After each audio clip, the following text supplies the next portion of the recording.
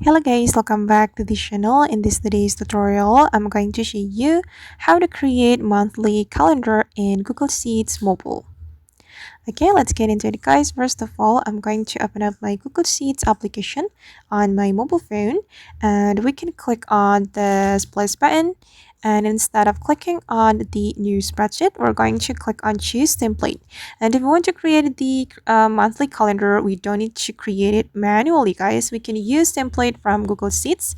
You can click on choose template, and since we want to create monthly calendar, we can select annual calendar.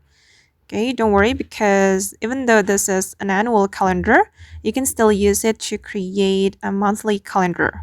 Okay, this is the annual calendar, and if you want to get monthly calendar, you can go to the month right here and you will get monthly calendar from the Google Sheets template, and you can customize the color if you want, and I'm just going to leave it like that.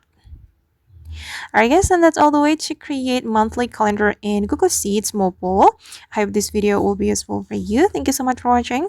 And if you found this tutorial useful, don't forget to hit the like button, leave your comments, and also subscribe to this channel. See you in the next video.